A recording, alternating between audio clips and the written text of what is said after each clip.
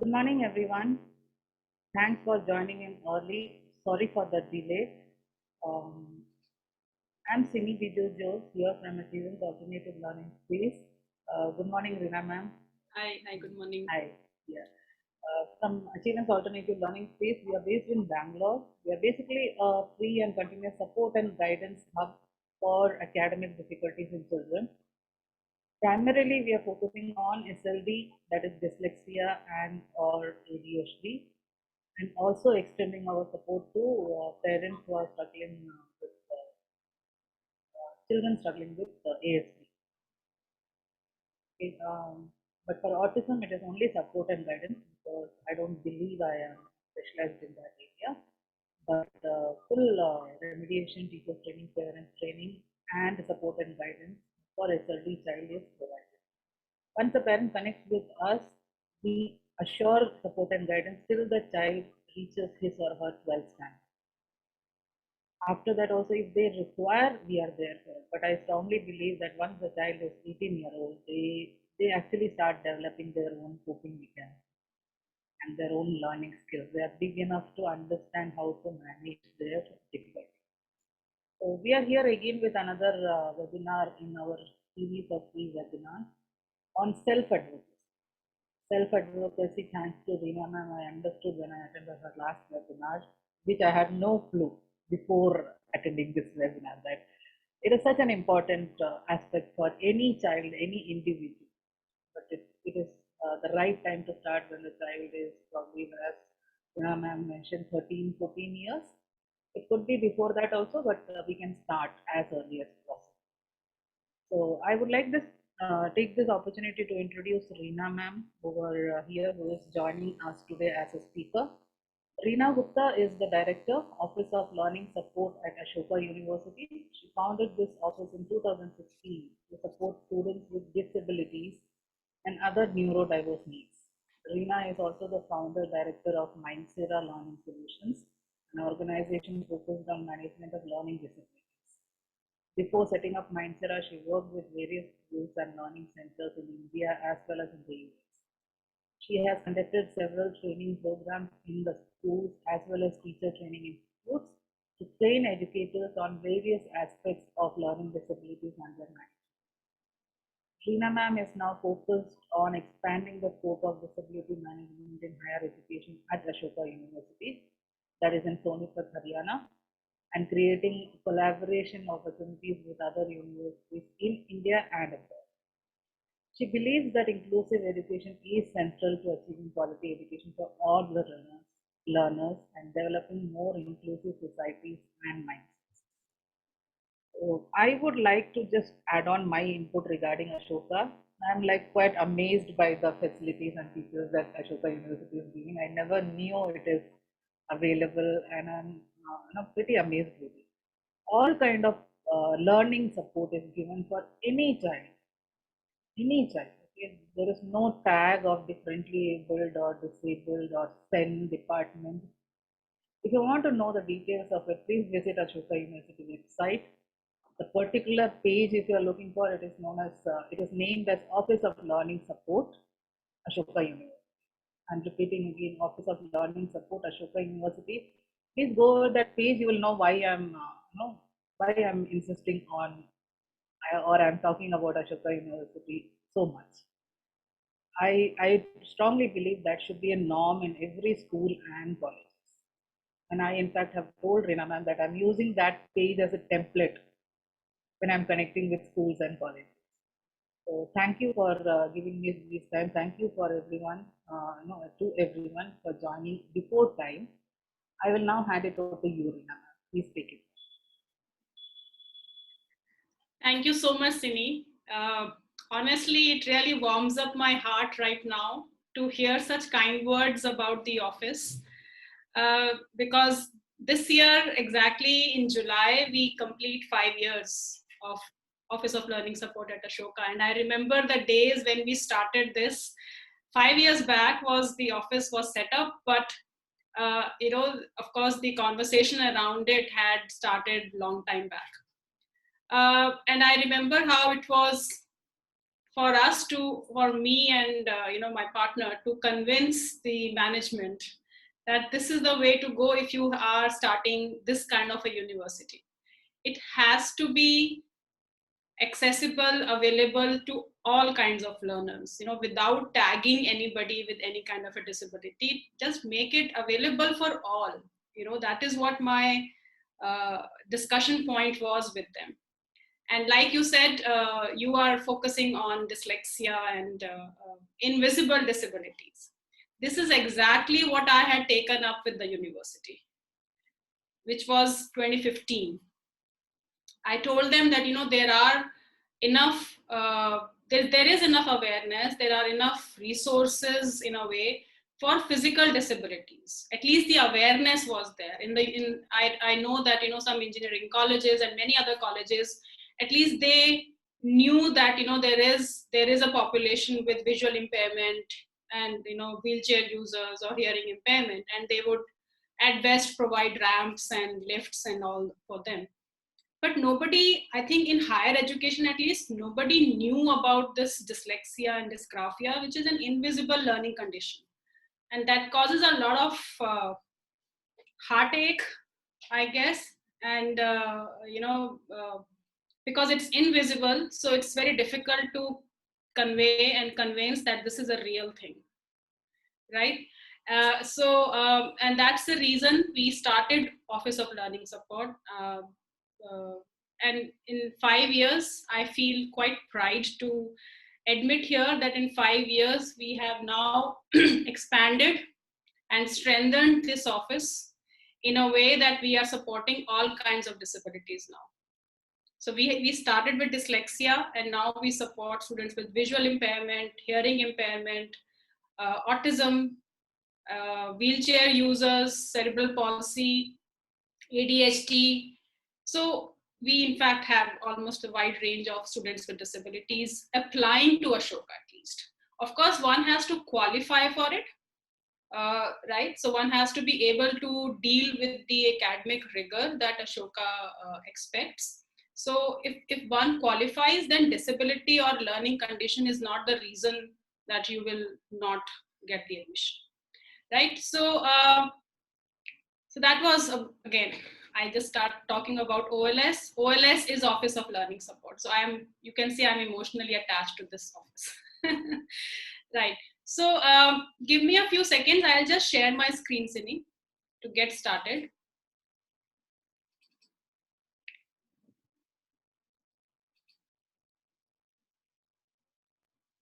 A few of the participants I would request to come on video because it's really painful to talk to blank screen or to USS. So if somebody can afford to come on screen, please do come on screen. Thank you. Yeah.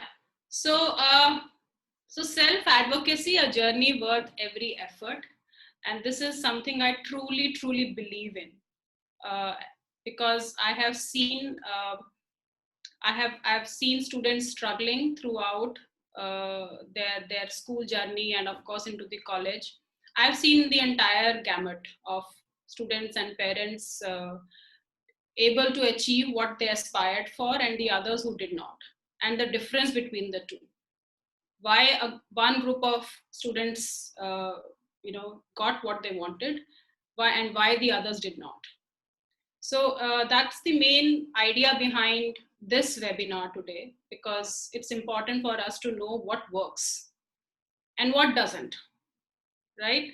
Of course, right now, I'm sure there are many things that one can say, oh, this doesn't work, that doesn't work. There is more of doesn't work than does work. But it's a journey that we all have to walk together.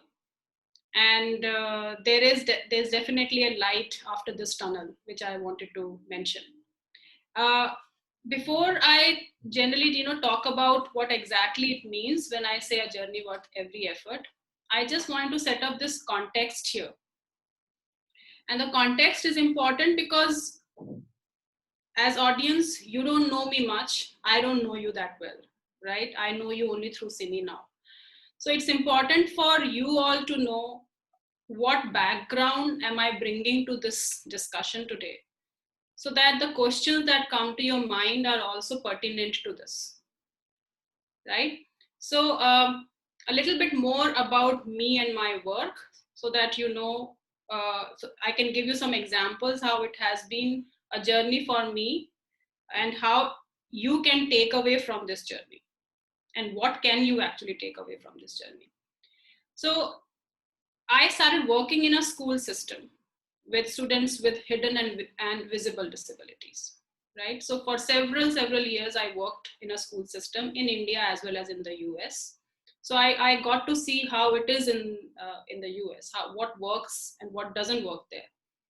And when I came back to India and I saw what's happening here, there was practically nothing happening. This was like 17 years back. So kind of, I started this whole concept of uh, supporting students with dyslexia with the specific remediation. So because I got myself trained into all kinds of remedial programs in the US, and I was doing the assessments also, so I could do psychoeducational assessments as well as the remediation. So because I could see both the assessment piece and the remediation piece, I could connect both and would give a good profile to the parents and the students and teachers, of course, to be able to help these kids better. So that is how we started.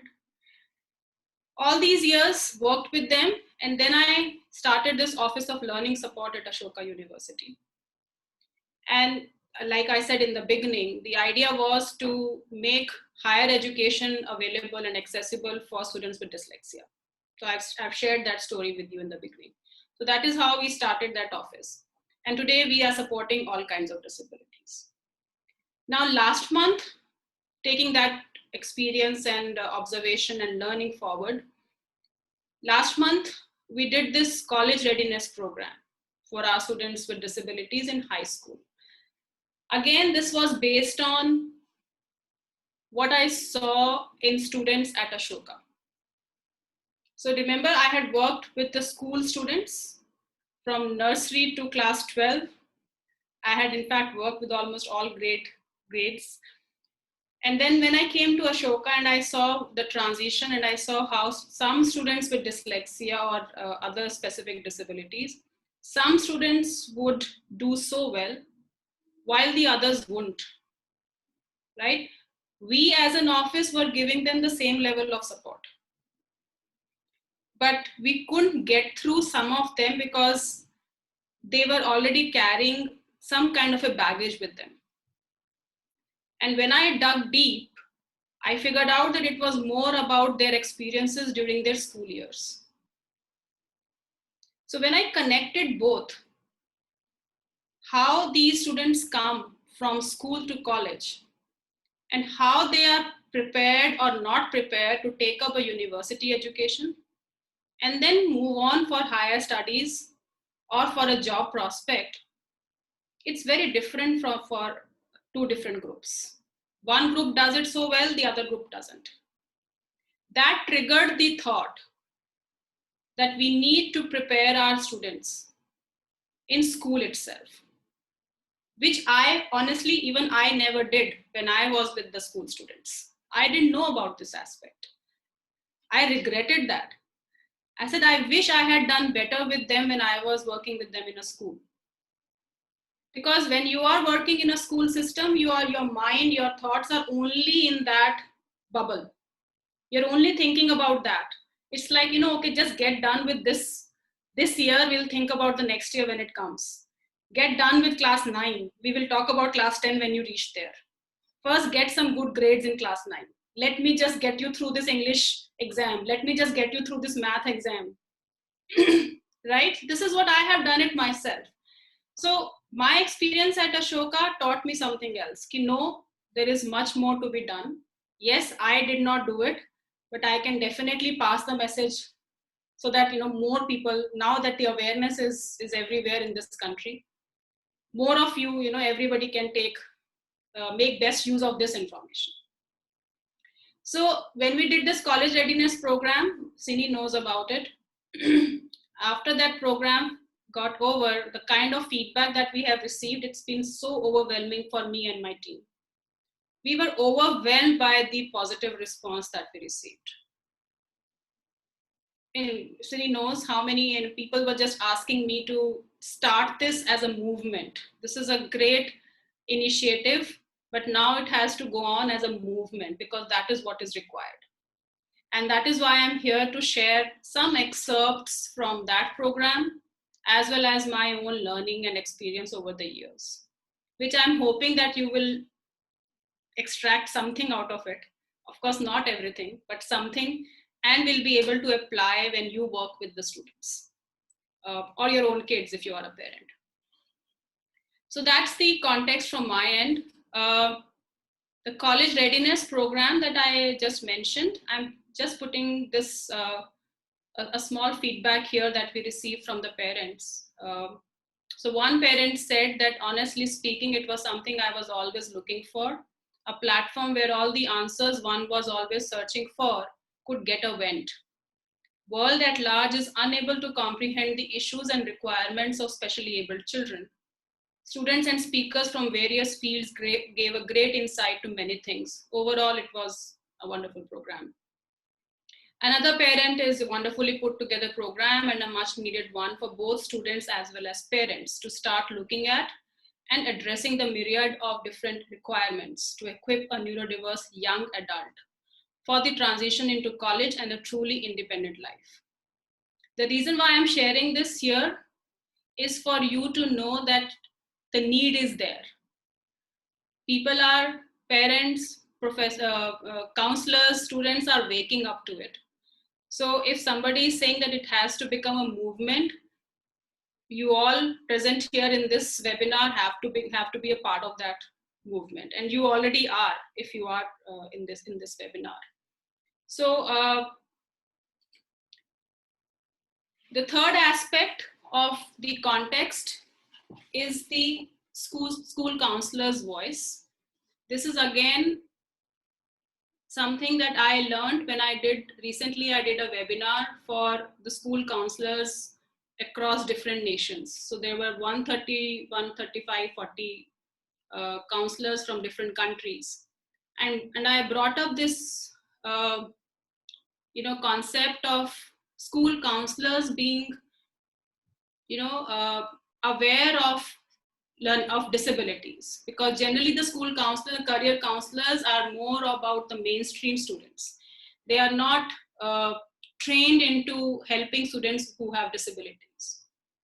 So when I did a 2-hour long session with them, this is what came out in that session. The counselors are willing to help and make a difference. Some of them said that they have a combined feelings of sympathy and empathy. They are ready to walk that extra mile. So that's the positive sign. The downside is that they said that we get this feeling of, I wish I could help, but I'm not able to. It seems like a specialized area, and this is not my expertise to be able to deal with the special needs kids. Not sure how to help. I don't want to be the reason to, for a parent to make wrong choices for their kids, and I don't want to trigger any damage to anyone. So that fear is there in some counselors' minds, that while they want to help, definitely they want to help, they are also unsure of how to do it and whether to do it or not. So this is the context that I'm bringing up, just to give you an idea, where do we all stand, right? And here is a little bit of fact finding for all of us. The upward trend is, yes, there are more students with disabilities, whether visible or invisible, who are coming to colleges, who are actively looking for colleges which can support them. There is definitely more awareness in this field. People are talking about inclusion and diversity. The fact that we are having this webinar is another live example of that. And I think this has it has been accelerated during this pandemic time, because it's become relatively easier to get more people together. Earlier, we would only look for, gatherings which are physical gatherings, but now we can meet via these Zoom and Meet meetings, and have our webinars like these. Higher education system is in the process of transformation. I myself have been part of the committee which has been formed by the government for to create basically recommendations for students with dyslexia in higher education across the country. The report has gone to them. I'm really hoping that one day it will get implemented. It's lying with the HRD ministry. So higher education system is also waking up to this. Now that's the upside. The downside is students with disabilities. Of course, every year we have several students with disabilities who leave high school, but they leave with very generic plans. And we know what happens. I've seen them, coming to Ashoka also. I've seen them failing in some important aspects of life, because they don't come with any plan. They just enter, and they may not be ready for it. And there are many other issues that they have to grapple with. And mental health issues are very common ones. Many of these students do not know what kind of help do they need. They are not able to communicate their needs to the people concerned. And that's a problem area. There's also a misconception that support in college, if it is available, it will lead to my success. It never happens like that. Even if I take Ashoka's example, if I am there, my team is there to help the students, success will not come unless, as a student, they are not ready for it, right? I am there, my office is there to support, but I'm not going to work for them. Ultimately, they will have to, and they have to live up to the expectations of the professors and the faculty, and they have to be prepared for it. So this is what is happening. The fact finding too, the most common scenarios that cause an unsuccessful college experience. They are unable to manage the coursework effectively. They find it difficult to adjust socially. I'm just reading from here right now. They find it difficult to manage daily life activities. Some of them lack confidence to ask for help when needed. And ultimately, they struggle with the anxiety and other issues. So, where does it take us? What does it lead to? Unsuccessful college experiences, low self-esteem, and many other issues that they have to deal with even if they're out of college. When they go for jobs, they are not satisfied because they had much higher potential, but that potential never got tapped. In school, in college, they were never well understood. They never got the kind of help that they should have got. The reason being, they never asked for it, right? I'm just sharing a few barriers which I have observed during my journey of working with the students. I've always seen that, we as parents or professionals or teachers, our expectations from these students is much lower than what is expected of mainstream students. We ourselves start with that. The moment we say that, oh, this student has a dyslexia, oh, then okay, then, suddenly you will feel how your mind and your heart will think, right? You will say, okay, well, it's okay in English. It's okay if you don't get 85. Even if you get 60, you're okay. If we as professionals, if we as parents are going to start the journey like this, then, where will these kids go?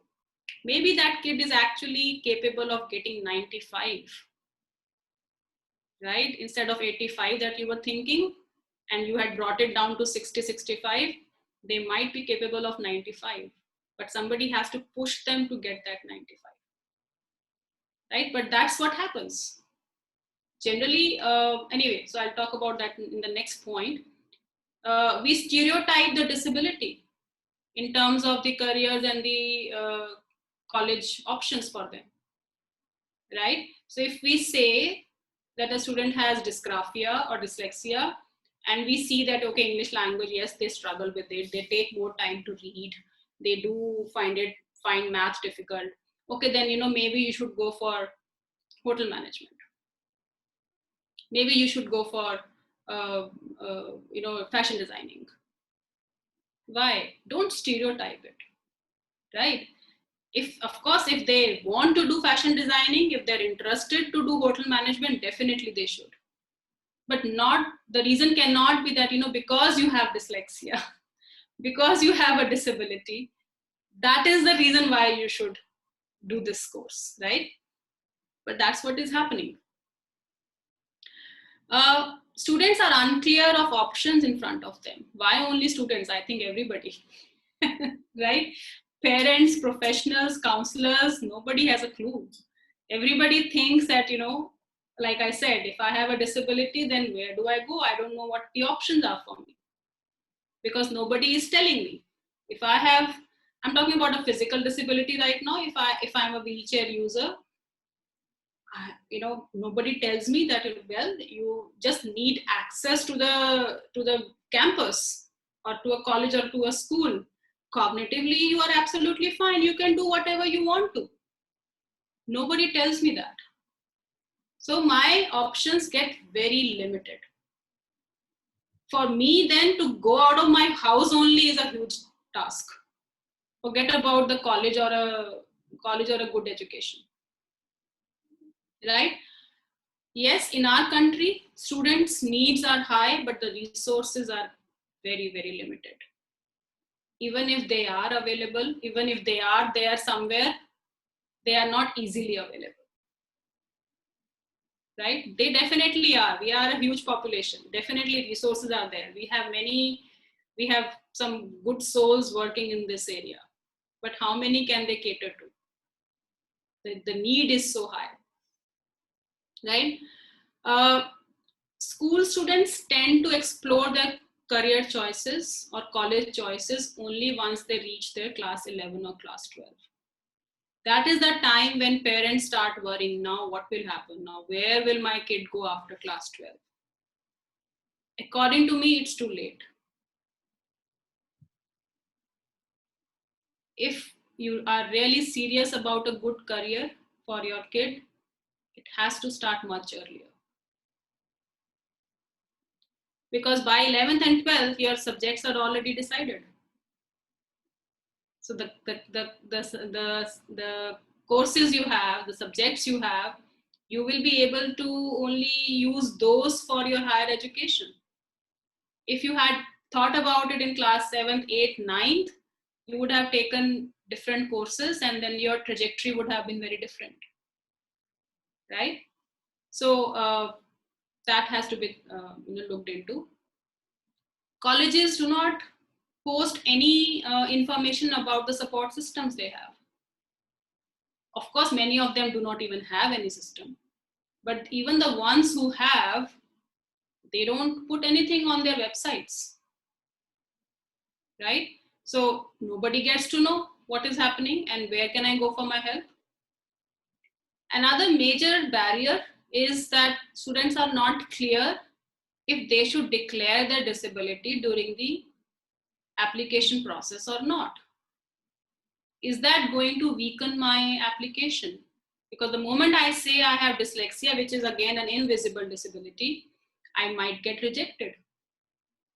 That's a huge dilemma, right? So these are common barriers that I feel, at least I have observed in my work. I'm sure there are more which you might want to add to it later on.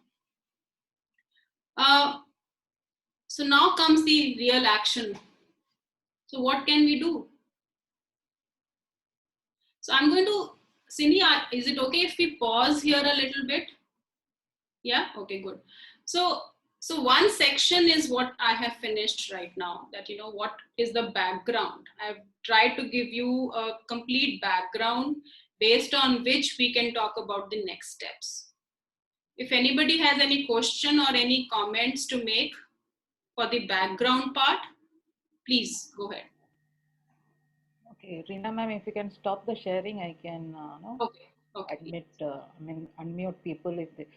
Anybody who has any question, please raise your hand. Digital hand would be little better because you come on the main page then. Just give me a minute. Let me unmute you. Yes, Manjulika, please go ahead. Yeah, hi ma'am. This is Manjulika. I'm from Calcutta. Hi, Manjulika.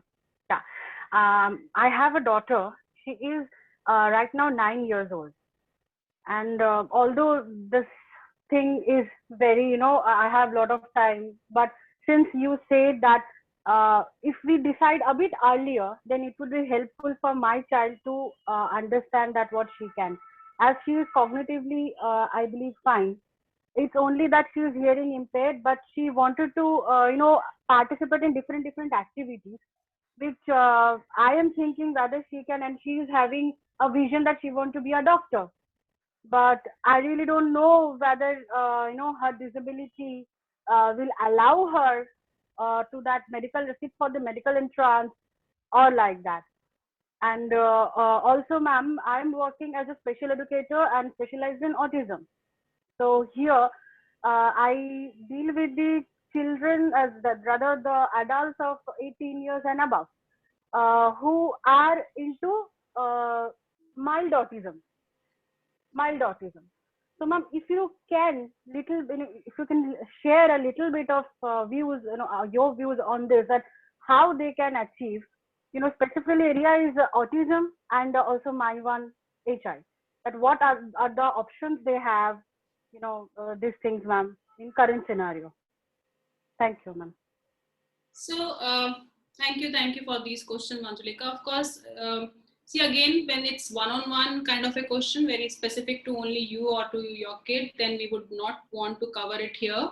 We can talk about it later. Just write to me, and we will set up a meeting to discuss regarding your daughter, right?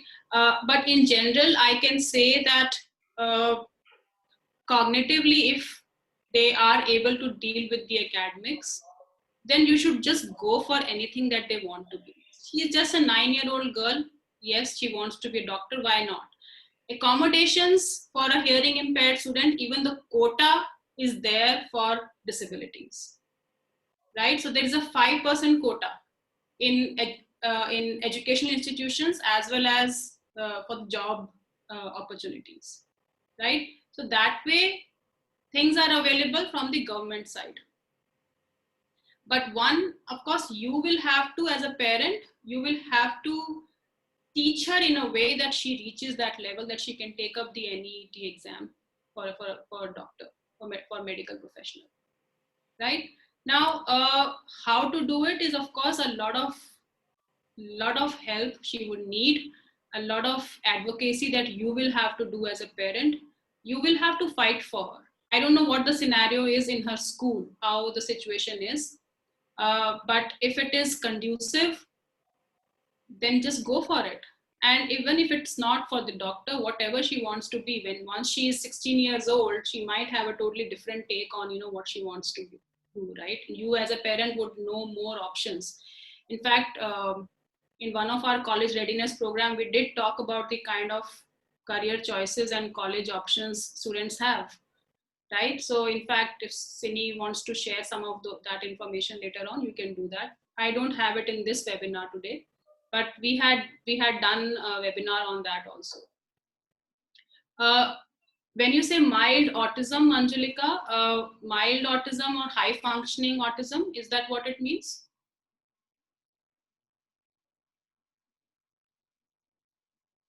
Yes, ma'am. Yes, ma'am. So high functioning autism, like I said, we at Ashoka have high functioning autistic kids at our college, and like I said, Ashoka is a highly academic academically rigor university, and they are almost at the top of the class. Yes, they have behavioral concerns even at college level, and that is what we are working with. So we have a specific mentorship program that we run for our autistic students. So, I mean, we don't help them with any academics. You know, their academics are taken care of by the professors and the teaching assistants, because there is nothing much to do there.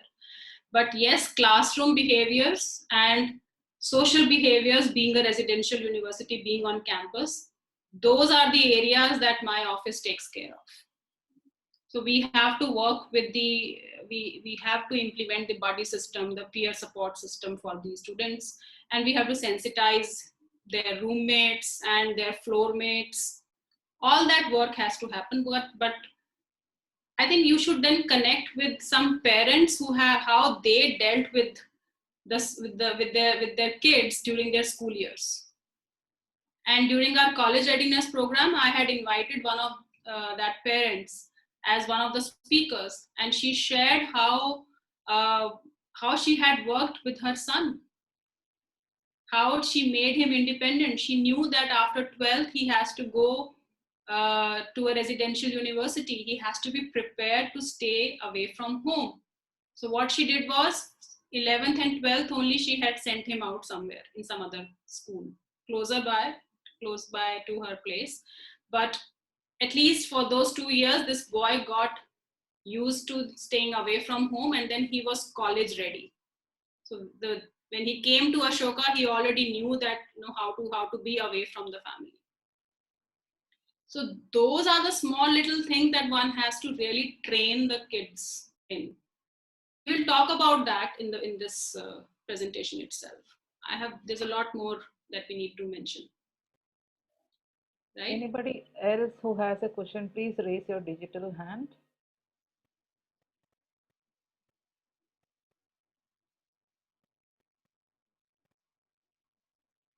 Okay, no more questions at present.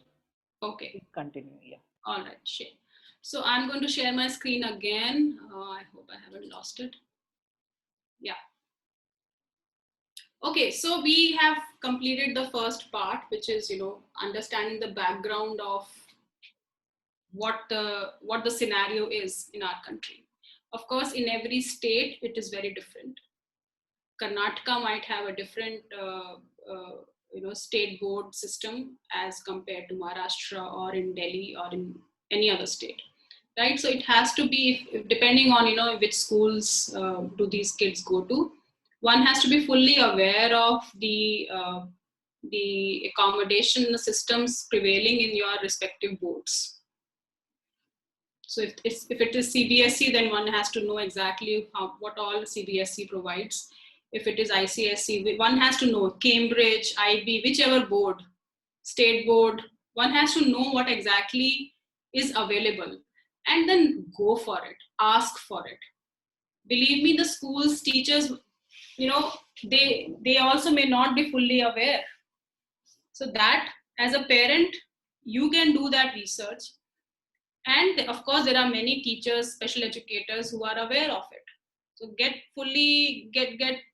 going to talk about that. They will be part of your safety net. Just remember that word safety net, because that is something I'm going to talk about a lot. One has to create, develop, expand, strengthen. As a parent, you have to strengthen your safety net. So we will talk about that safety net once we go to that slide. Okay, so what role do we all play? When I say we all, we actually mean all of us, all people, all professionals, parents, all stakeholders. There's a huge role that we all have to play. Of course, a student is dependent on us till the time they are adults. So whatever we can give to them, it's our time to, get ourselves acquainted with everything possible and then share it with them. So the first step, and I think it's a very, very important step, is to help them be self-aware.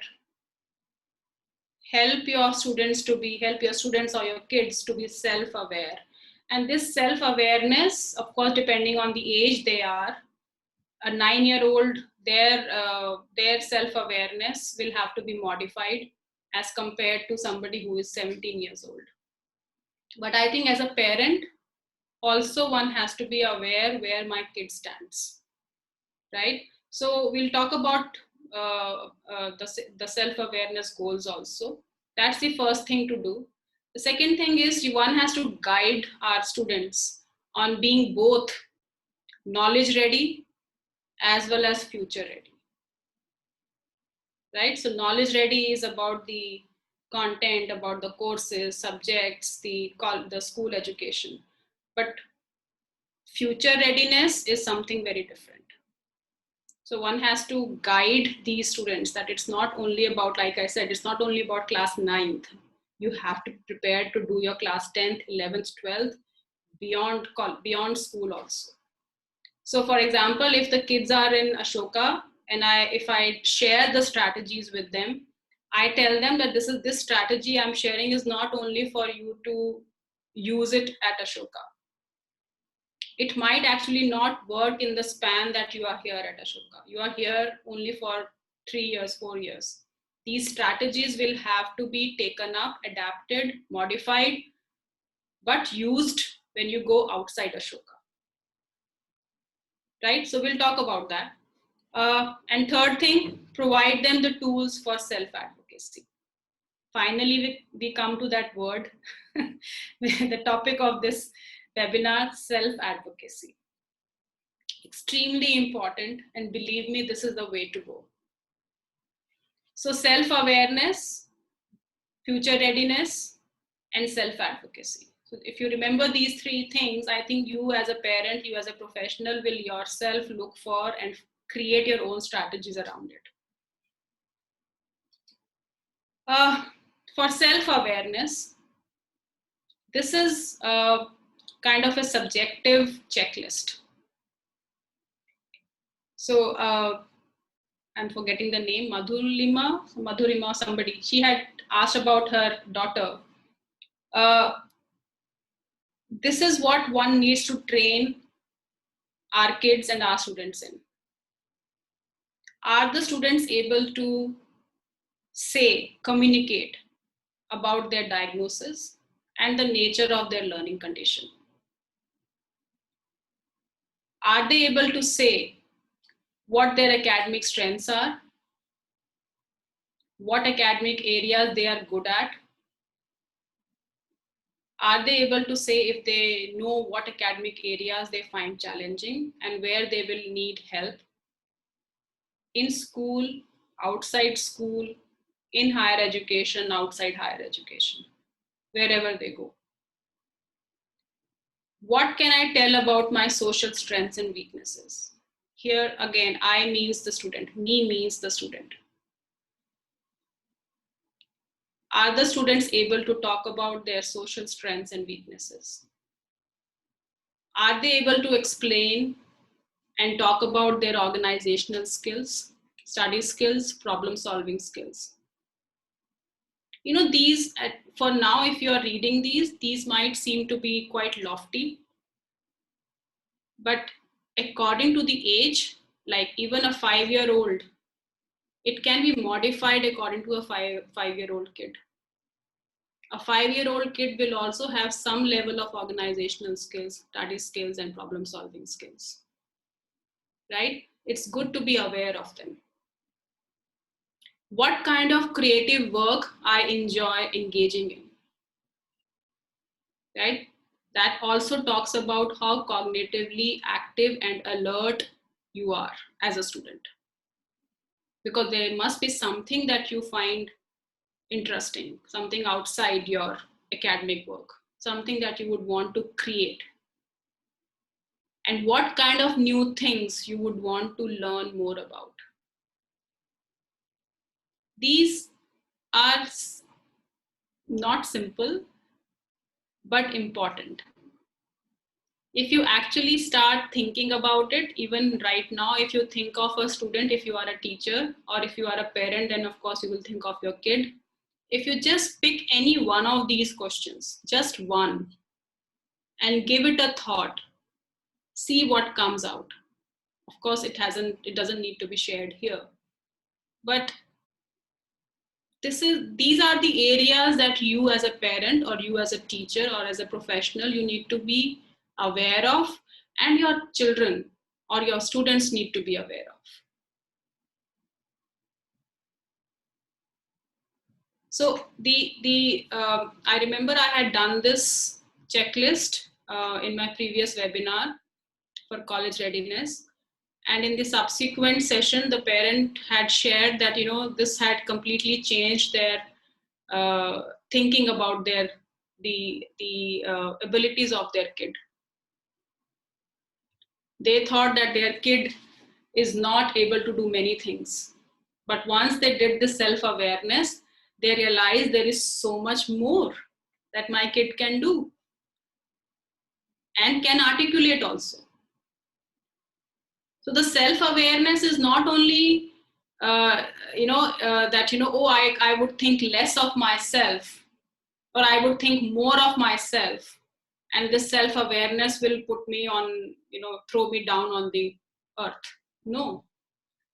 Actually, you might be thinking less of yourself. And maybe your abilities are much higher than what you think. And this is generally what happens. Again, I'm giving an example of a university student. There is a girl who thought that if she's dyslexic, then she won't be able to take up some of the courses, and she won't be able to take the text-heavy grade books kind of a course. And when we had a meeting with her professor along with this girl, the professor was quite surprised to hear her out. The professor said, "But you are doing much better than the 80% of the class. You're almost like top 10%." And this girl thought that because she doesn't read that fast, or maybe she doesn't articulate that well in the classroom, maybe she's not doing that well. And the professor said, "No, you are in my top 10%. So self-awareness, and this girl, after that meeting with that professor, this girl's body language had completely changed. She was a much more confident girl. That just one meeting with the professor, of course, me telling her was not helping, honestly. She had to hear it from her professor. And if the professor has told her that, girl, you are in my top 10% of the class, her confidence levels were at a different level. So self-awareness is very important. Do this exercise with your kid or with your student. It will help. So this is a subjective checklist. The next one, I'm not going to give you the details. It's all written here. Of course, this presentation will come to you. I'm going to share it with Zini. This is more of an objective kind of a checklist. If you just do these two checklists with your child, the self-awareness bit is almost complete. Because you will have a language, your child, your student will have a language to work on. They would know what learning profile means because it is written here in the checklist. They will know what assistive technologies mean because it is written in the checklist. They will know what the emotional adjustment training mean.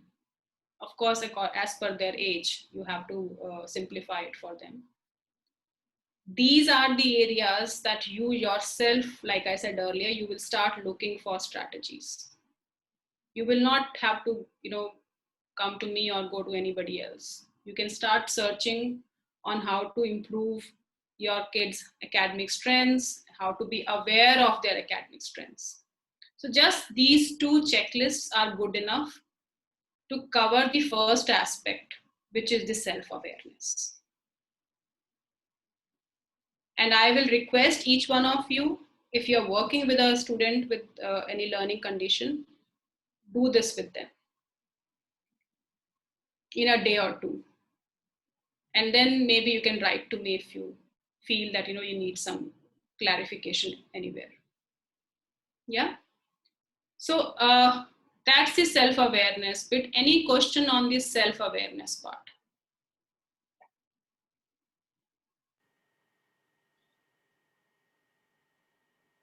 Is there any question, Sini, because I am not able to see their hands? Yeah, even I don't see. Anybody wants to ask any question, please raise your hand. It is very obvious that you may not exactly know what to ask.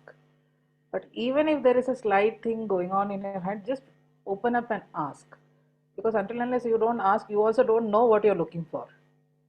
This looks very dry, but it is actually needed for every child, especially the special need child. We are talking about self-advocacy is preparing the child, building the child to talk for themselves. So the whole, no, the scenario, the session in which we have structured it is a stepwise process which is taking you forward that you should work with your child, with your student, or anyone who is around you with special needs, even dyslexia, any child. So anybody has any question? I don't see any hand. Reena ma'am, you can please continue. Sure. All right. So the self-awareness part is done. Remember the second point in the role that we have to play was about being knowledge ready and future ready. And I just have one slide for it. I'm not going to go into any more details in it, but it's right in front of you. The competency in content areas. Of course, that's the knowledge readiness, right? About the subjects that they are studying. That, of course, is something that one has to continuously work on. Coping skills, to be able to deal with the stressed situations, right? So that's huge, because that is what happens when a student moves from a school to a college. They are totally on their own. You as a parent or you as a professional, as a teacher, are not available to them. So those coping skills will suddenly not develop the moment they move from class 12 to the college. It has to be, they have to be prepared over the years.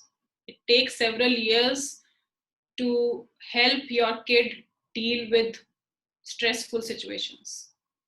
And for a special needs kid, those stressful situations are like every few hours, right? The moment they see an academic task to be done, or for some students, a social situation, they do get stressed up.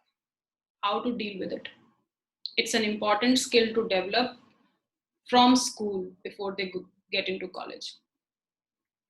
Executive functioning skills, I don't know how many of you are aware of this, but the simpler term for executive functioning skills is time management and study skills, how to structure your day or how to structure your week to be able to complete a particular task in the given time. And many students, especially with ADHD, autism also, high functioning autistic kids, they do struggle with executive functioning skills. In fact, I have seen many of dyslexic students are quite good at it, because they just work so hard.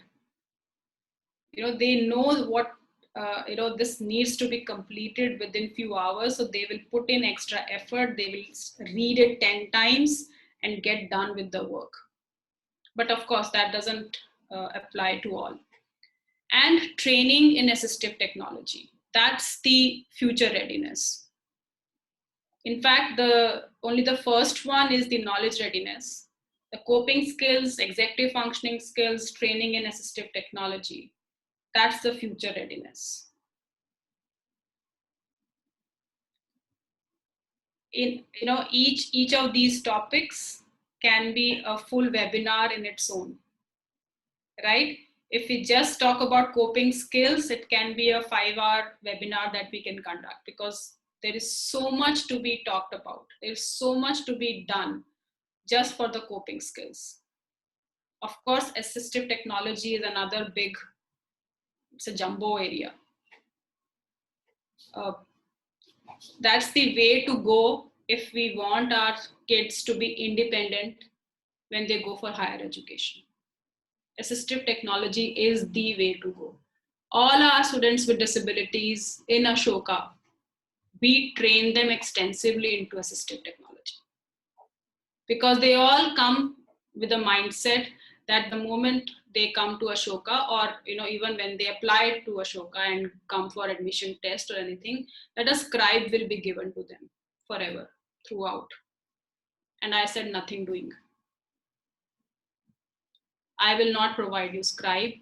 I will provide you scribe only during the admission time. Yes, because that's the time I haven't trained you. Of course, from school, you were getting a scribe in your school. So for your admission time also, a scribe is made available. But when you're coming to Ashoka, how do I provide you a scribe for every class, every lecture? It's not possible when there are options available. Of course, if there was no technology, we would have done it. But because there is technology available, we completely refuse to provide them scribes. And we tell them that we will train you in it. We are not just throwing you out there. So if it is done earlier, it becomes easier for them to manage when, once they transition from school to college. So keep going for it. I mean, these are the skills you would want your kid to be fully ready with. If you're looking for a college education or for a job prospect for them. The second one is done, and now we are on the third one, which is an extremely important thing to do: self-advocacy. And what does it mean? I'm not going to read it from here. I would request each one of you to just read what self-advocacy mean here. The important part here is without compromising the dignity of their own or others. Self-advocacy is not to go out there and fight and create a ruckus, right? That's not self-advocacy. It's about fighting for your right, yes, but in a manner that is decent and acceptable in the society. We can't start beating the other person that, this is my right, I have to know, get this thing done for me. So there is a softer form of self-advocacy is what I'm talking about. And why is it important? Yes, it's important to lead an independent and a successful adult life. Because that's actually the idea behind education, to lead an independent adult life, right? And a happy adult life. That's important. So how does self-advocacy help? Whatever we are thinking, whatever we feel, those thoughts and feelings get a voice. Because now you're talking about it. You're not only keeping it to yourself, getting frustrated, and, of course, some people slipping into depression and other issues. But the moment you give your feelings a voice, things change. And that's what self-advocacy does.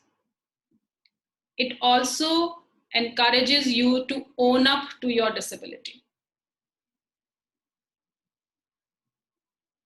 No hesitation in saying that, if I have visual impairment, yes, I'm visually impaired, I have these needs, please fulfill these needs.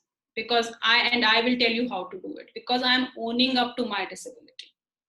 Yes, I will tell you what to give me. You just make it happen. Believe me, for the person who is actually providing, 70% of their work is done.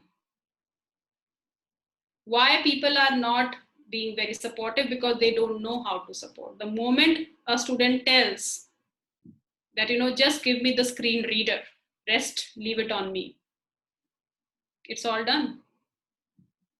Because that's what happens even now. When a hearing impaired student or a visually impaired student applies to Ashoka, we just ask them, what do you need? They tell us it's a simple thing, we just give it to them. And whatever we cannot, we tell them that this is not possible, give us something else, tell us something else. Like I said about the scribe or a reader.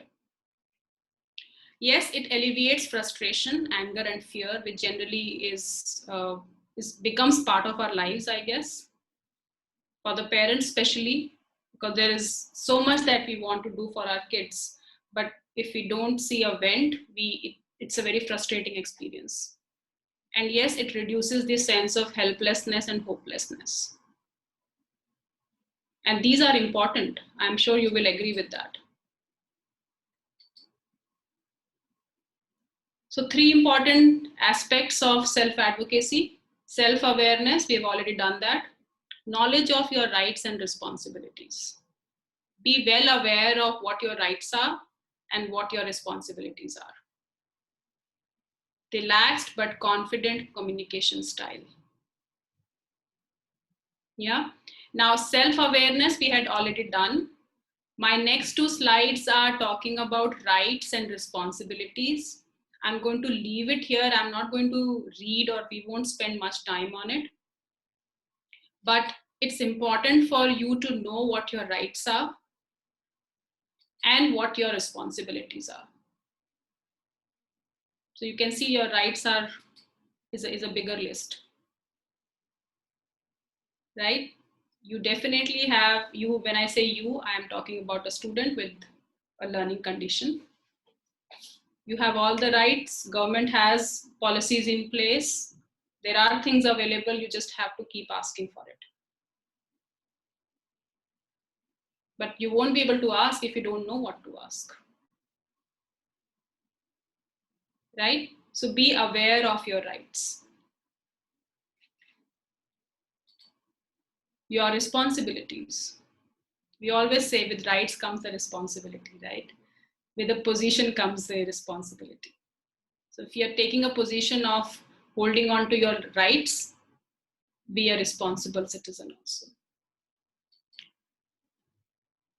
So a self-advocacy, a student's role and a parent's role. What is the student's role? Speaking up for yourself. And who will give them this confidence to speak up for yourself? It might not come naturally to so many of them, right? So as a parent and as a teacher, as a professional, it's our job to give them that confidence. Teach them, guide them on how to talk about their views and their interests independently. Guide them on making decisions of their own. Let some decisions be wrong. It's okay. We all, as adults, even now in our lives, we take wrong decisions, but we learn from them and we move on. That independence has to be for the students also. And they need to be able to communicate their academic needs effectively. And this will happen only if they are able to speak up for themselves. These are just a few examples of statements that they can use when they have to communicate about their needs. Very simple ones where they're asking for. So for example, the second last one is, I have trouble doing this. Can you help me explain this to my teacher? This, what do you think? Whom can they go and ask about this? To their peers, right? To their friends. If they have a friend who sits next to them, the student can always say, I am not able to read this passage, but I won't be able to go and tell my teacher. Can you help me explain this to the teacher? Maybe your friend will be able to do that. And if they don't, that's all right. Again, that's a lesson. It's just about learning to speak for yourself. So just a few examples on how it can be done by a student themselves. As a parent, yes, you have to encourage your child to be independent. You have to listen to your child's interests and needs. You have to help your child articulate their needs. You will have to develop problem solving and decision making skills. And the last one, the most important one, expand and strengthen your safety net. The safety net here means the resources, the people and other resources that you will have as your toolkit. You need to have multiple people in your group who will be able to help you, guide you, move from one part of education to the next. So that safety net is extremely important. This is something that we do even with our university students. We rarely ask them to put down who all can they approach, who all can they reach out to if they get stuck anywhere.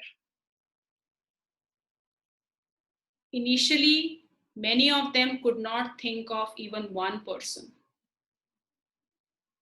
because it just doesn't come to their mind that if they get stuck, well, they have a whole jing bang of their friends. They have a whole family with them. If they get stuck, yes, they are your safety nets. You can of course approach them, and then they're oh yeah, of course, yes, I can reach out to them. But when you ask them to put it down on paper, who comes to your mind? It just doesn't strike to them. Because when you are stressed, you're not able to think of support system you have developed over the years. So you have to keep going back, keep reviewing your list of safety nets. So for example, Sini can be one of your resource people. I can become one of your resource people. So we both, at least, I don't know others here, but we can be part of your safety net. This whole group, if you all come together, this whole group becomes a safety net. As many people would want to, be part of a safety net. So that's the part I'm talking about.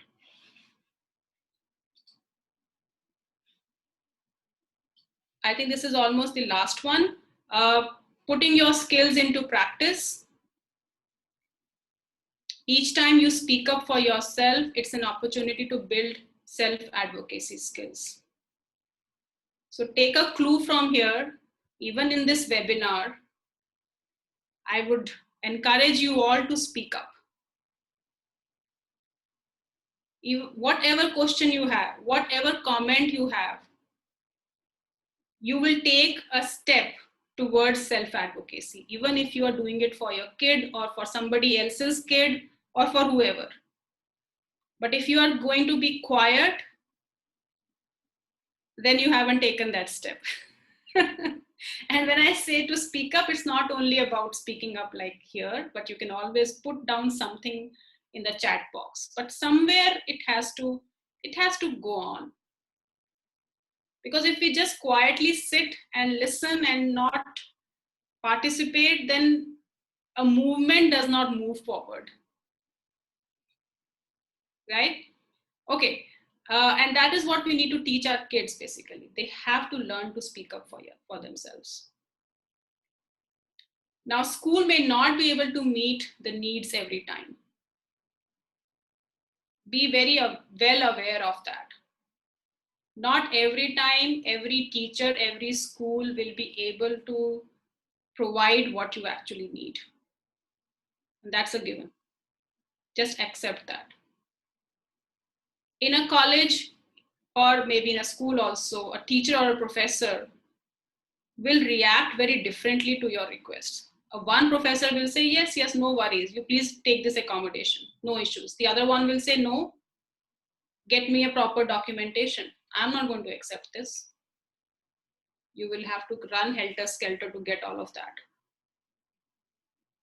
That's again part of life, that it's going to happen. But you will have to keep asking. More often you ask, more likely you will get what you ask for. If it doesn't happen in 1 month, it will happen in 1 year, but it will happen. And always be proud of the skills you develop by speaking up for yourself. Believe me, it's a different feeling. I'm just moving on to I think this is my last one, if I'm not wrong. Again, I'm not going to read, but if you can, if you can just spend some time on this, this is what is needed. First, second step, third step, keep working on this. Every transition has to be made concrete, is the ultimate goal. So keep evaluating, keep researching, keep collecting data, keep building portfolios, keep attending sessions like these. Something you will get from these sessions. Keep meeting people. Develop, expand, strengthen your safety net. That's the way to go. Because the bottom line is active communication with various stakeholders throughout school years is important. I'm just reading it directly from here. Students should be able to lead a discussion with potential college authorities, and backward planning or proactive planning holds the key to all that we have discussed today. There is a lot of planning needed.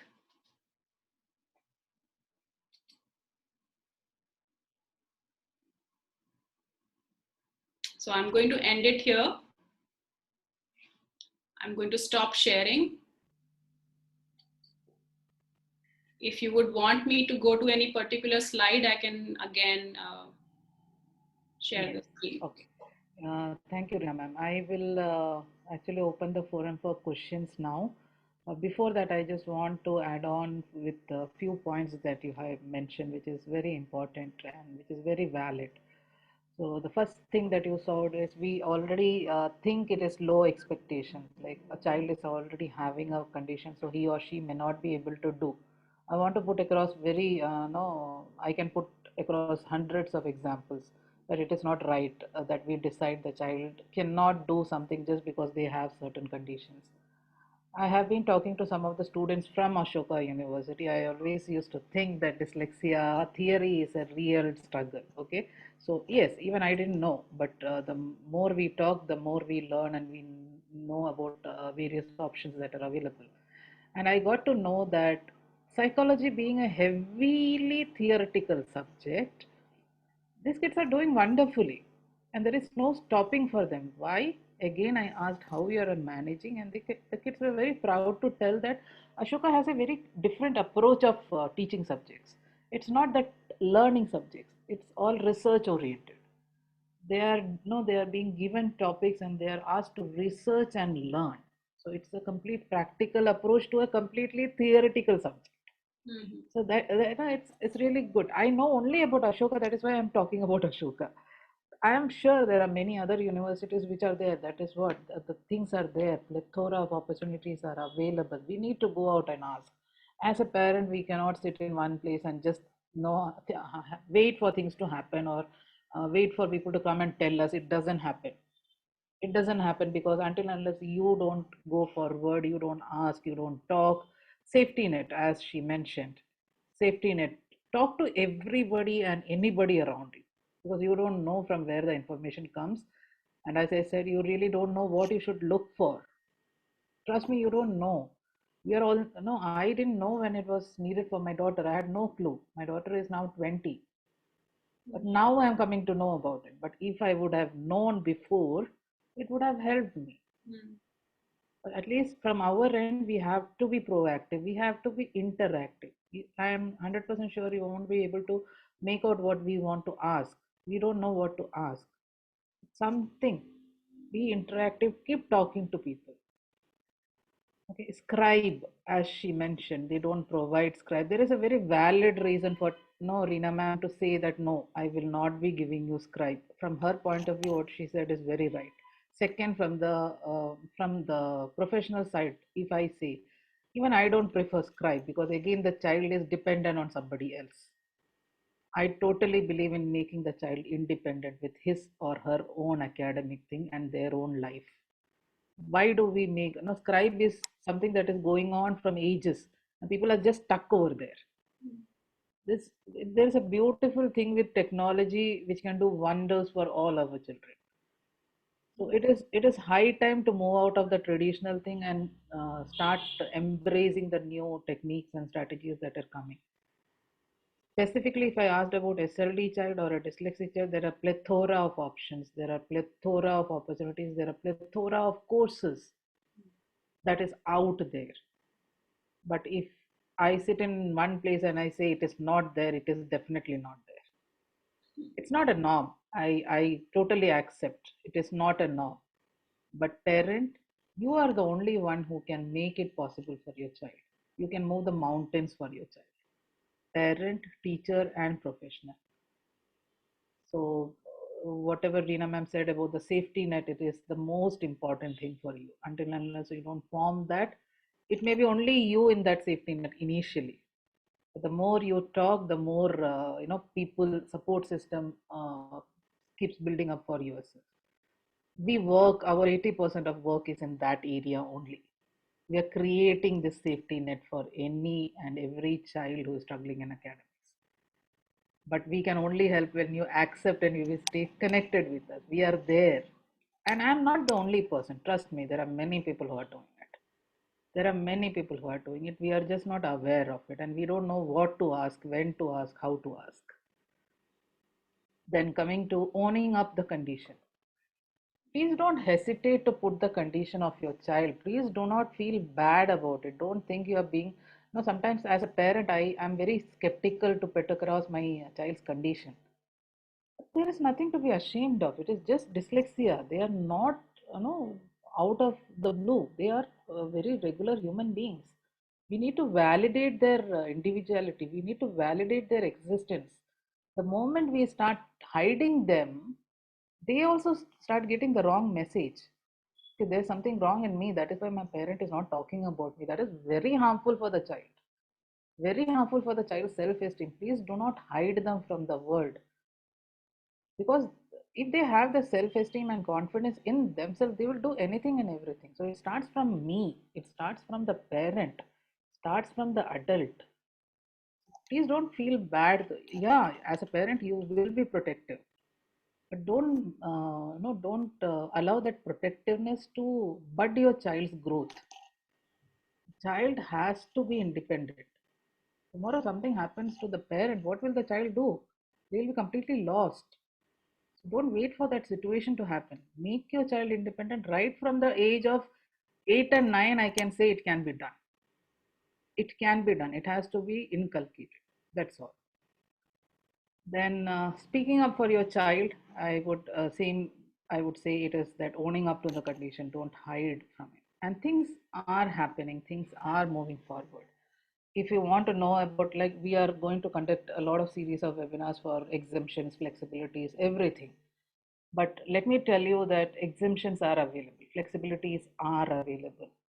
I myself have been talking to school and people are very open about it. Schools are very open about it. Universities are very open about it. They are more than happy to take, yes, but we have to put it across. One parent should go and tell that, call up and tell, do you have a learning support system in your, you have to create the demand, and the creating demand is in our hands. It works with any market, right, Reena ma'am? It works. It's a universal fact of what should I say, demand and product invention or whatever. So please ask for it. Okay, so I'm now opening up the forum for questions. I'm unmuting all. You can unmute yourself and start talking. Please feel free to ask, because trust me, if it is not interactive, you will not be able to use this knowledge tomorrow. And whatever free webinar information comes in, it will be beneficial for each one of you at one point of time. Whether you are a parent, whether you are a professional, whether you are a teacher or any field, one or the other time, it will be helpful for you. So any questions, if anybody has, please feel free to unmute yourself and talk.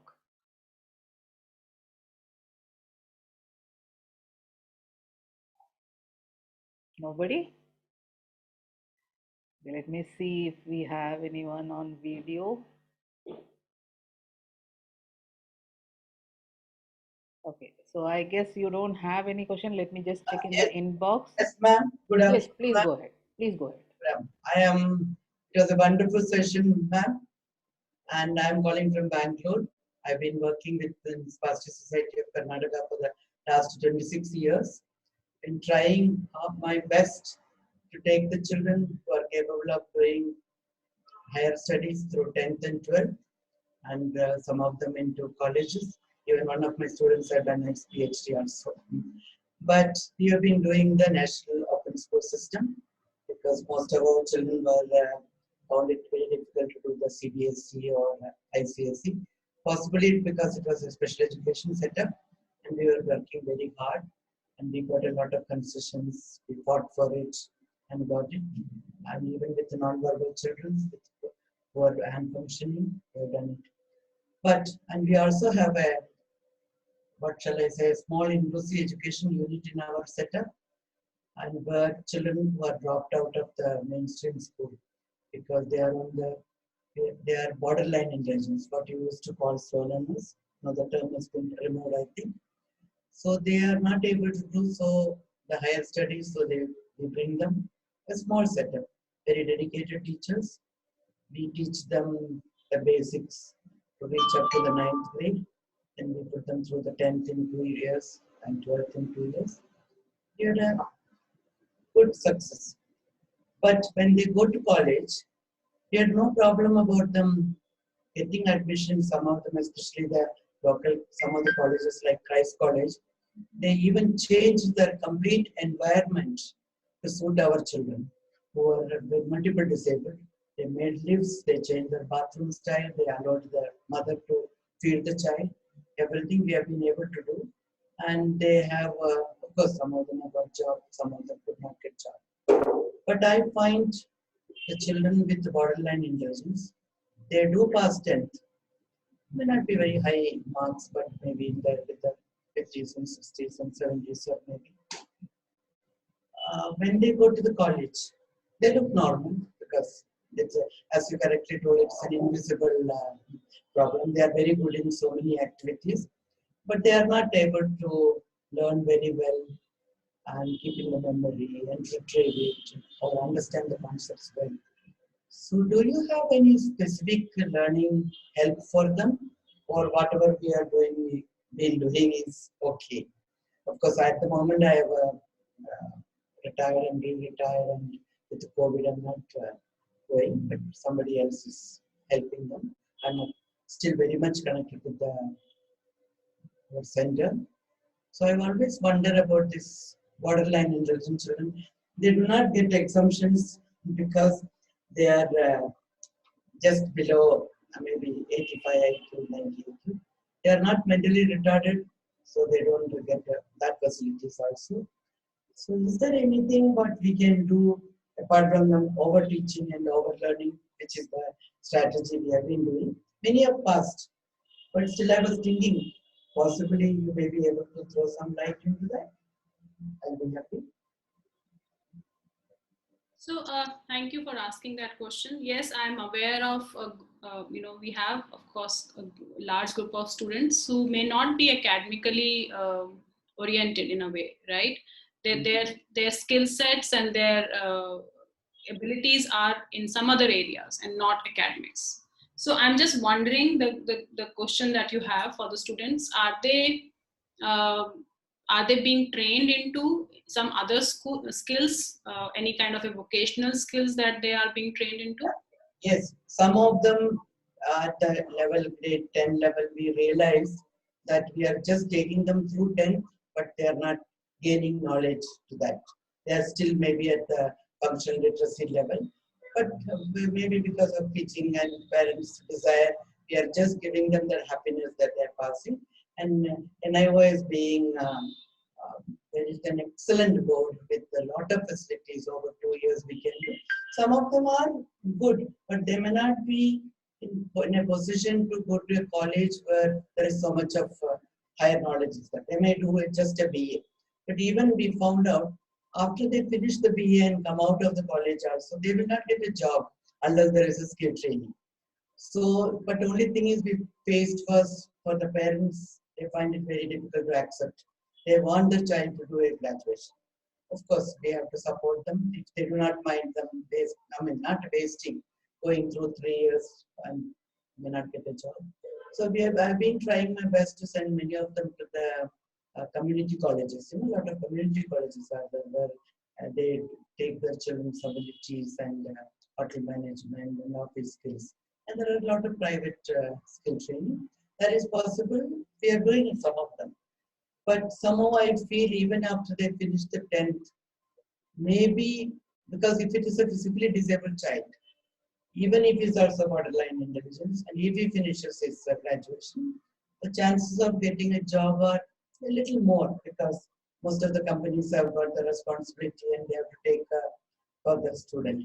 But the so-called slow learners, since when they go for an interview, even to a college, they look so smart, they look so good, but it's very difficult to explain to the employer or a college principal that look, the child is very good, no doubt about it, but he has got this comprehension difficulties or he has various difficulties. We may not put the SLD names for it because they are not eligible for it. So I always wonder, will there be anybody who come out with the suggestions to join colleges along with the skill, or maybe with the new with the NEP 19 coming to being implemented, maybe they will have more chances. Or I really do not know when we are on 85 and 95. Of course, there is a difference between IQ level for the children to perform, no doubt about it. But the accommodations and modifications which the private schools can give. So I'm not talking about my children from our center. I do also assessment. I used to do assessment. Now I'm not doing. When you assess and you tell the school which they are studying near average or borderline, the boards do not give them the accommodations. So those children really feel bad. Sometimes I feel, of course, NIOS gives accommodation even if they are slow learners, it doesn't matter, they give them.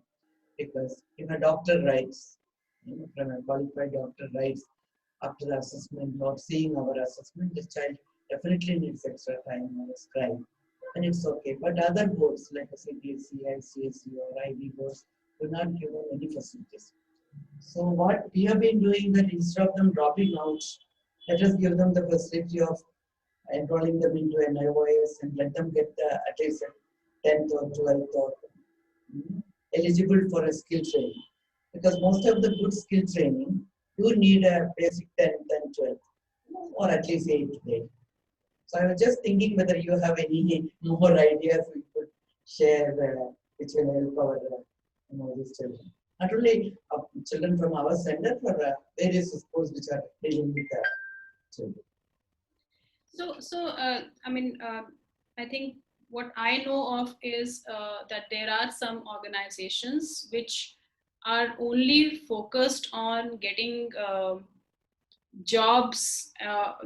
open job opportunities for these students. And I would, if you are aware of them, I think, of course, I'm sure you must have connected with them. But I am aware of this one specific one in Chennai, which is called Vishesh. Yes. Right? So Vishesh is another good organization that you want, I can help you connect with them. Yeah, I will. Yeah, okay.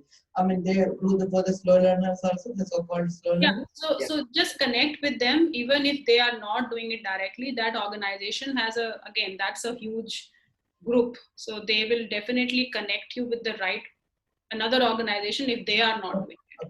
I understand. But I know that they are completely into jobs for students with disabilities. Okay. Yes. I would like to give my input here, Mr. Nair.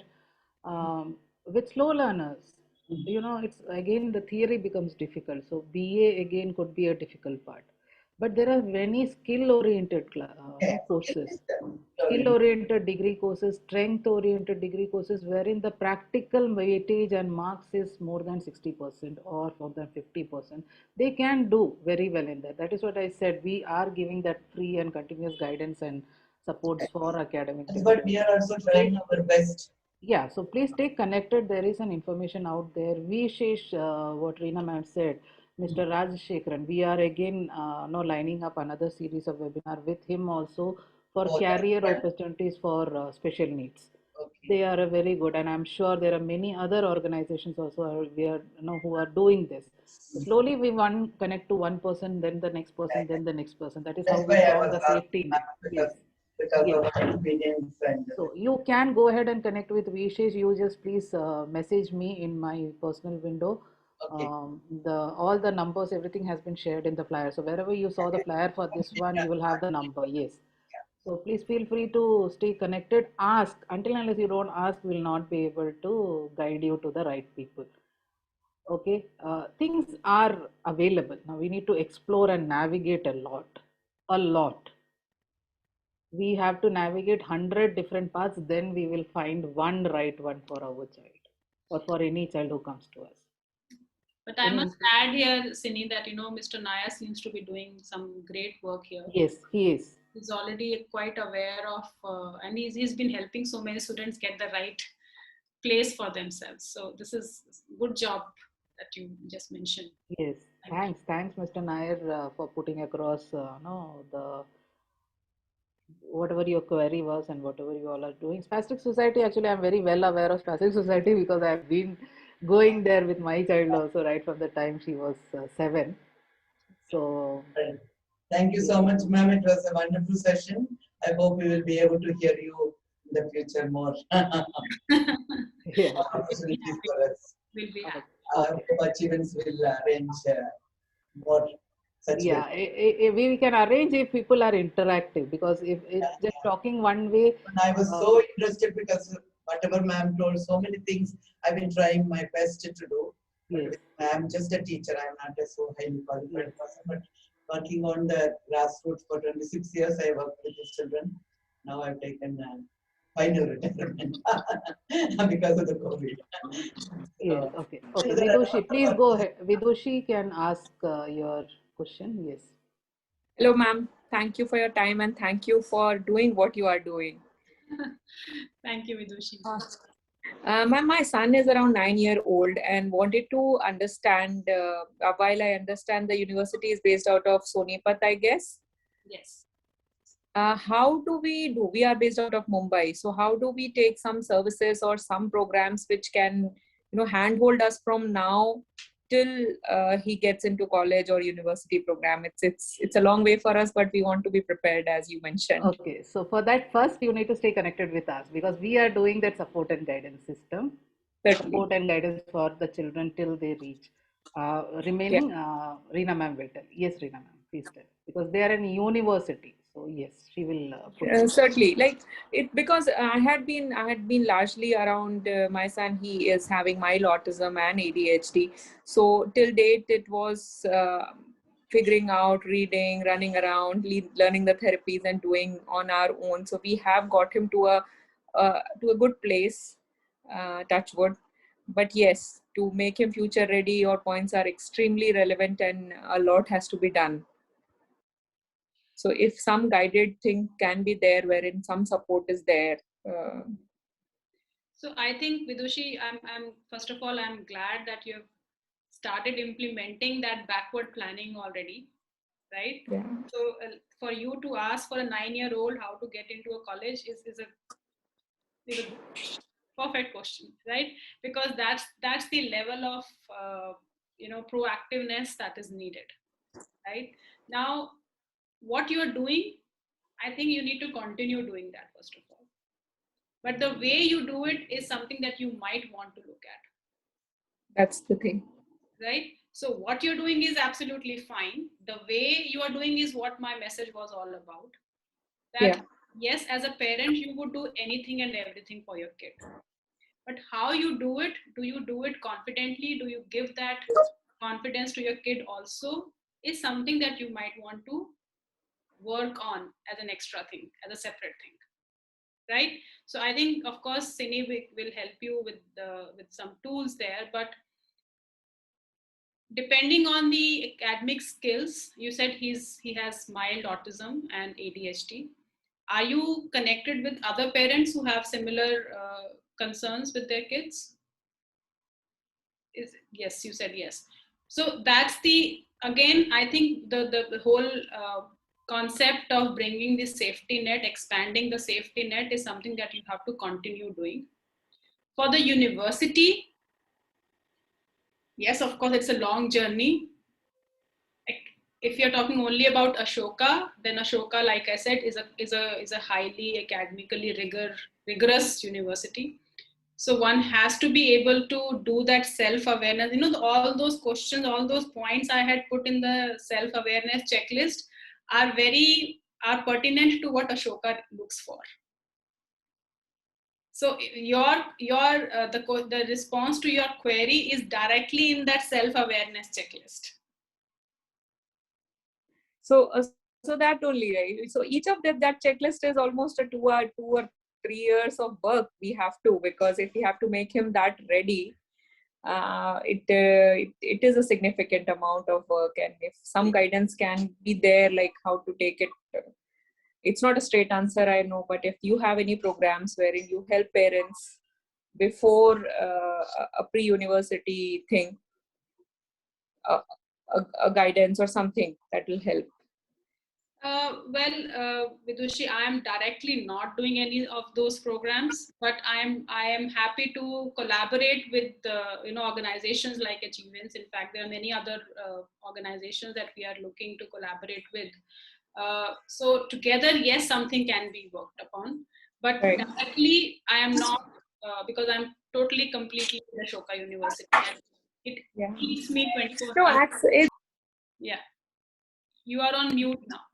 Yeah, it's as good as like we prepare the kids for IIT, IIM and all, and those kind of trainings also start quite before, like kids are starting from 8th standard, 9th standard. Right. So why can't we also plan, if we look, okay, this is a university which can help our children, and then if we follow these things, probably a protocol, pre-university protocol, something that can make them ready.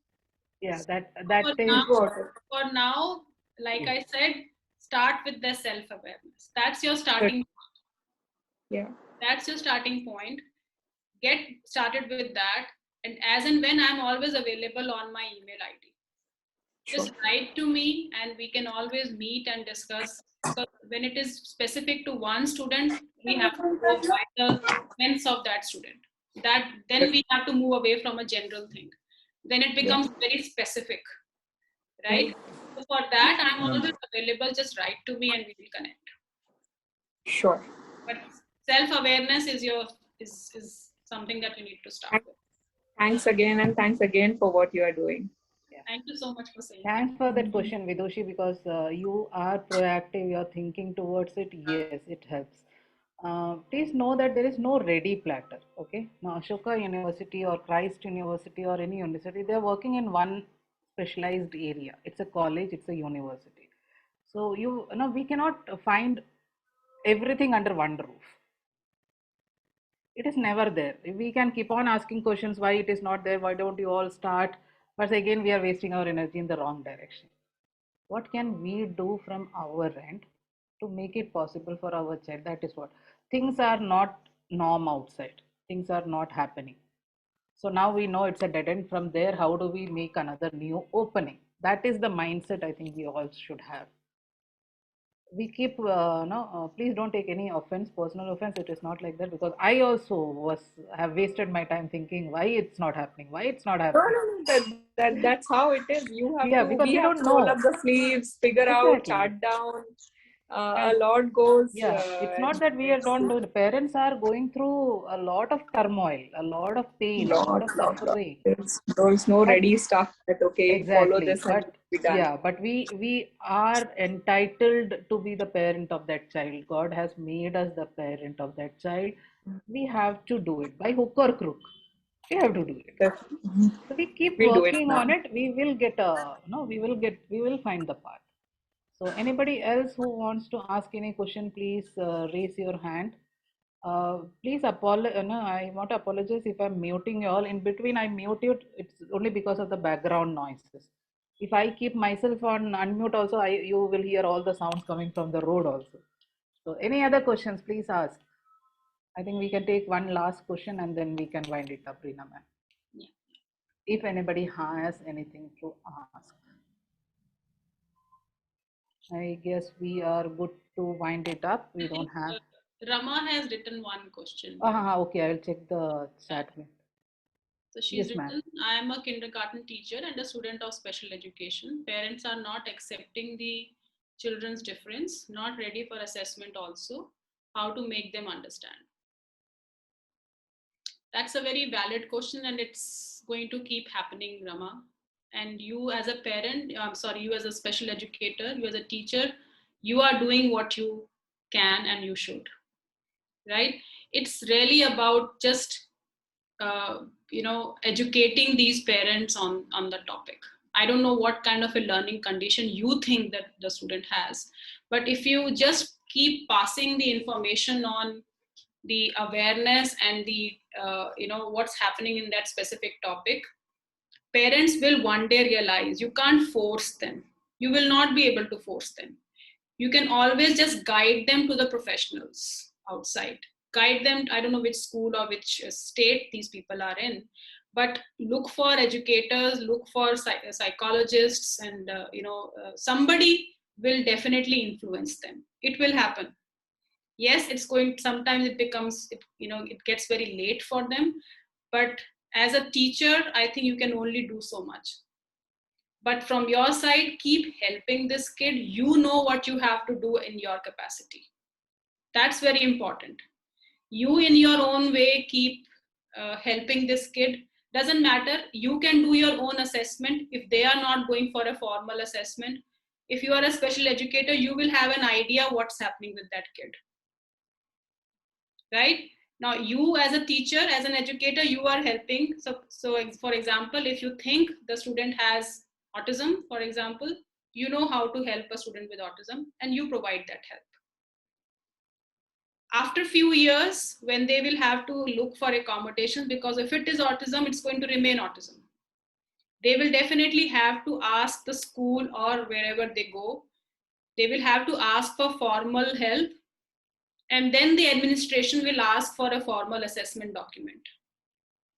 The parents will then have to go and get the assessment done. So one thing is very clear, and that's again my experience. Assessment cannot become a roadblock to intervention. The intervention should not be only dependent on the assessment. That's what my learning is. If I am a special educator, I do have an idea what's happening with the kid. If you think it is dyslexia, then most probably it is dyslexia. Just go with that and help that kid. Start giving your remedial intervention. Don't wait for the assessment and don't wait for the parents to get convinced to go for a formal assessment, is what my suggestion would be here. The intervention should not stop. I don't know, Cindy, if you have anything else to add to this. Yes, I can Thank you very actually much. very well relate to her. If the child is having autism, parents have a very difficult situation accepting that. But that is a process. No, I did attend, no, we did conduct this webinar 2 days back, and it was based on that only, moving beyond the pain, the power within the parent. There is a process of grief when the parent comes to know that, okay, my child has this condition. There is a process that the parent has to go through. It is very difficult to, it is not right from our point, sitting in our end and telling that, okay, why they are not understanding. Actually, it is a difficult, if it happens to us, we will also go through the same. The denial, getting over the grief and then getting over the denial, coming into the acceptance and then taking support. It is a process that each of us has to go through. That is how our brain works. This understanding, I got it. Even I have the same issue. how to get through to the parent without hurting the parent and reaching out to the child for the right support. And every now and then we face this. We are insistent. That is the only thing I can ensure. We are insistent. We keep politely telling the parent that please start it, please start it. It's okay. As you said, assessments is not the roadblock. As a special educator or as a remedial educator, I know if the child is having a problem with reading, spelling, comprehension, how to help them. We know, we start off. So if their parents are not understanding the terms, we don't use the term. Because if that is causing a roadblock for the child, I will definitely not want to tell. But it is my duty to again guide the parent to the right person, because I cannot hide it from the parent also, because it is not ethically right. It's a difficult job. We have to strike the balance between that. But yes, whatever Rama said, yeah, it is very right. For a parent to accept and go to a professional, it is not easy. But you please keep insisting, keep politely insisting, because parent is also hurting. Parent is also hurting. Child doesn't know what is happening with him or her, but parent is really going through a lot. And we will also be in the same situation. So please keep insisting. That is the only thing we can do. Keep insisting politely. Okay, I think that is all for now, I guess. One person asked about, can you please elaborate about assistive technology in a brief, anything you want to add on, Reena ma'am? So assistive technology is, as the term says, a technology that assists you with any task. That can be an academic task, or it can be a non-academic task, right? Even so, for example, a blind student, even using that smart cane, is kind of an assistive technology, right?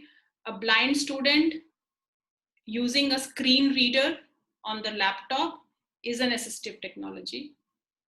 For a dyslexic student, any tool, any software that converts a text into speech is an assistive technology.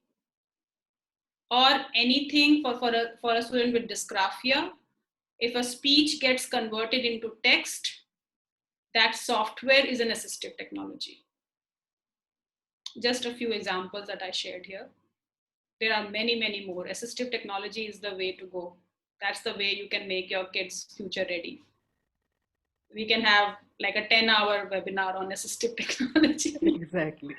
So in point to that, I would like to add assistive technology. Yes, children can start availing that right from the first standard. Please stay connected with Achievance, because we are conducting webinar on assistive technology, on NIOS, on the job opportunities for special needs. It's all lined up. It's all lined up. So wherever you saw this flyer, you will see that flyer also. So please stay connected.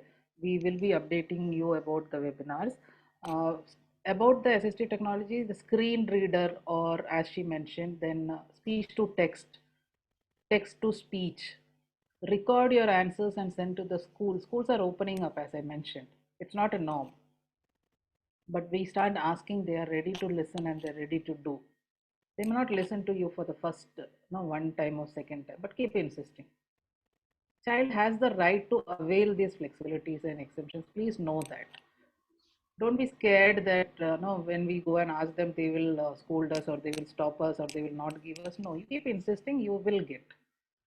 For all that support and guidance, you need to stay connected with us or any other organization who is doing the work like we do, because there are many others who are doing it. We are not the only people who are doing it. Okay, so I think no more questions now.